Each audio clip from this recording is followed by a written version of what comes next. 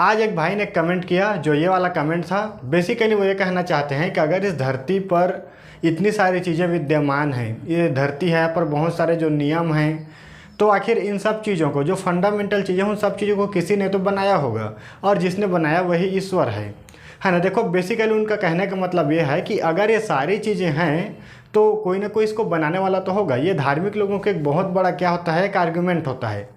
अब देखो, इसमें सबसे बड़ी प्रॉब्लम क्या है मैं तुमको बताता हूँ। कहाँ पर जा कर के ऐसे लोग डबल स्टैंडर्ड अपना दिखाते हैं, मैं तुमको वो समझाता हूँ। आज की वीडियो में हम इसी चीज़ को बहुत ही अच्छे तरीके से समझेंगे कि आखिर इस सवाल का जवाब क्या है।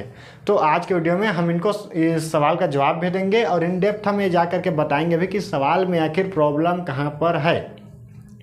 सबसे पहले देखो, अगर तुम क्या बोल रहे हो, अगर रचनाएं हैं या फिर मान लो कोई वस्तु है, क्रिएशन है, क्रिएशन है ना, क्रिएशन बोलते हैं,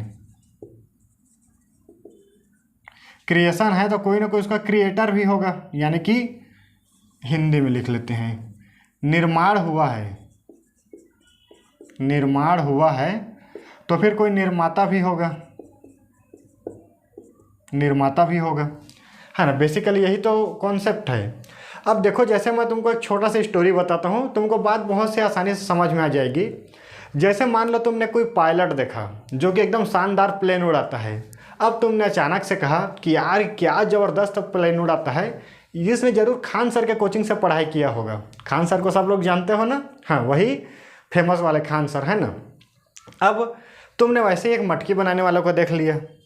अब तुमने क्या कहा कि यार ये बंदा क्या गजब मटकी बनाता है, ज़रूर इसने खान सर के कोचिंग सेंटर से ही मटकी बनाना सीखा होगा। अब वैसे ही तुमने कुछ और लोगों को देख लिया, तुमने अलग अलग प्रतिभावान लोगों को देख लिया और सब के बारे में तुम यही बोलते हो कि यार ये आदमी कितना अच्छा काम करता है, इसने ज़रूर खान सर को ही क्या किया होगा, वहीं से कोचिंग लिया होगा। अब यहाँ पर तुम बेसिकली कर क्या रहे हो, दुनिया में बहुत सारी चीज़ें हैं, उन सब का श्रेय ज़बरदस्ती खान सर को दे रहे हो। क्यों? क्योंकि तुम मानते हो कि खान सर एक बहुत ही अच्छा अध्यापक है जो कि हर चीज़ का ज्ञान देते हैं। ईश्वर के मामले में भी वही चीज़ है। इतनी सारी चीज़ें दुनिया में बनी हुई है, इतने सारे भौतिकी के नियम बने हुए हैं, जो मैटर्स हैं वो बने हैं, पेड़ है, पौधे हैं, नदी है, ये सब चीज़ चूँकि बने हैं तो इन सब चीज़ों का तुम श्रेय किसको दे रहे हो, ज़बरदस्ती ईश्वर को, है ना। तुम ज़बरदस्ती मान कर चल रहे हो कि अगर ये सारी चीज़ें हैं तो ईश्वर ने बनाई है, ईश्वर ने बनाई है, जबकि ऐसा ज़रूरी थोड़ी है। अब देखो, यहाँ पर मैं तुमको दूसरा चीज़ बता दूँ जो सबसे मेन प्रॉब्लम है। एक तो तुम बोल रहे हो कि अगर निर्माण है तो निर्माता होना अनिवार्य है। यहाँ पर क्या चीज़ आ रही है कि तुम सबसे पहले ये मान रहे हो कि बिना निर्माता के निर्माण नहीं हो सकता। मैं लिख लेता हूँ, ठीक है ना, निर्माता के बिना निर्माण,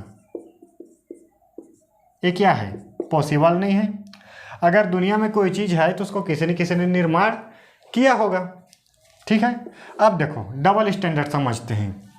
तुमने भौतिकी के नियम को देख करके क्या कर दिया, बोल दिया कि ठीक है, ये सब चीज़ अगर विद्यमान है तो किसी ने इन सब चीज़ों का निर्माण किया होगा, वो ईश्वर है।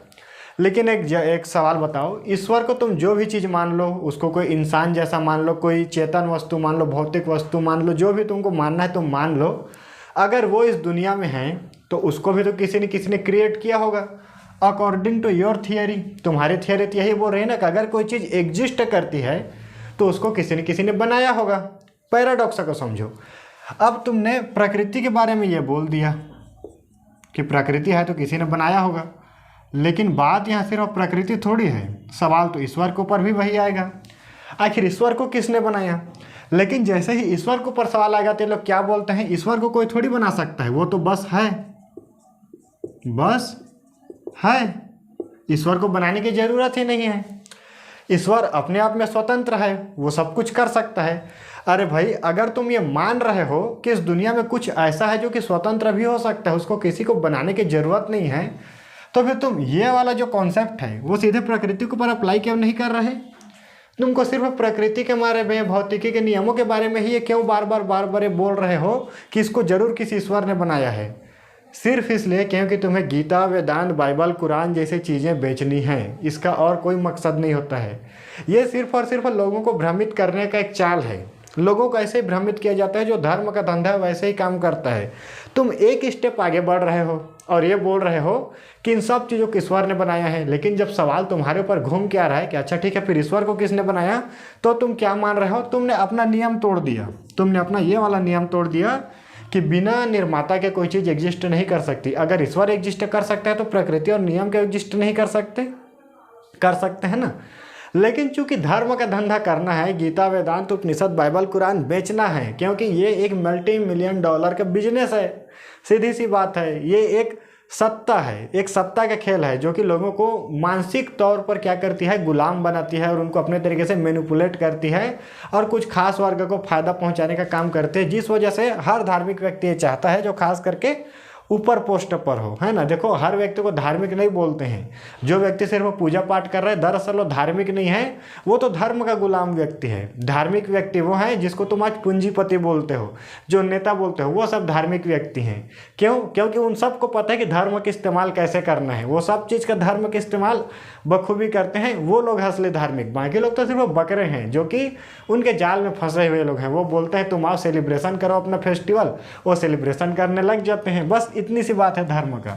एक दूसरा आर्गुमेंट आता है कि आखिर ये दुनिया बनी किस चीज़ से है, अंततः किस चीज़ से बनी है। उसी चीज़ को जो ढूंढने का प्रयास करता है वेदांत, ऐसा वो लोग दावा करते हैं ना। बहुत सारे लोग अक्सर आर्गुमेंट करते हैं कि आखिर अंततः ये चीज़ क्या है, हम उसको समझना चाहते हैं। अब देखो इसमें पैराडॉक्स क्या है, मैं तुमको बताता हूँ। दरअसल किसी थियोरी में पैराडॉक्स होता है, लेकिन ये जो धर्म वाला थियोरी है ना, ये जो हमें अंतिम सत्य को जानना है, ये पूरी की पूरी पैराडॉक्स को ही उन्होंने एक थियोरी बना दिया है। जैसे कि मान लो एक है कुर्सी, मैं सिंपल उदाहरण लेता हूँ ताकि कोई भी समझ सके। ठीक, एक लकड़ी की कुर्सी है। अब तुमने सवाल किया कि कुर्सी बनी कैसे, तो तुम बोलोगे लकड़ी से। लकड़ी से, लकड़ी कैसे बनी? पेड़ से। पेड़ से, पेड़ कैसे बना? तो तुम अंततः ढूंढते ढूंढते कहाँ पर जाओगे? मान लो अणु तक पहुँच गए।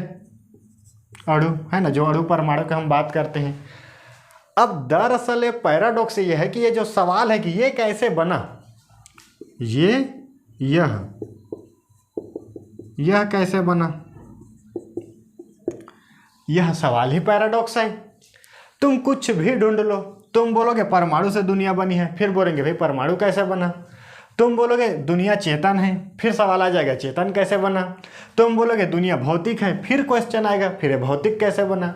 तुम प्याज से बना बोलोगे तो फिर क्वेश्चन आएगा फिर प्याज कैसे बना। यानी कि तुम अड़ू सड़ू दुनिया भर के तुम जो भी चीज़ सोच लो, अंततः तुम जहाँ पर भी रुको। मान ले तुम एक ऐसे अणु परमाणु करते करते तुमने 1,00,000 अलग अलग चीज़ें खोज ली, है ना। 1,00,000 तुमने अलग अलग चीज़ें खोज लो, फिर कहा कि दुनिया पराग से बनी है। सवाल तो फिर भी वही है ना, फिर पराग कैसे बना, ये किस चीज़ से बना। क्वेश्चन तो वहीं पर आएगा ना। ये क्वेश्चन ही अपने आप में पैराडॉक्स है, इसको बोलते हैं पैराडॉक्स क्वेश्चन। ये क्वेश्चन ही पैराडॉक्स है कि ये चीज़ अंततः कैसे बनी। हम अंततः कोई चीज़ कैसे बनी उसको हम कभी नहीं जान सकते, क्योंकि हम जो भी जानेंगे उसके बारे में क्वेश्चन तुरंत उठ जाएगा कि ठीक है फिर ये कैसे बना। जब किसी चीज़ को हम जान ही नहीं सकते तो फिर उसको फालतू में इतना खींचने का क्या ज़रूरत है।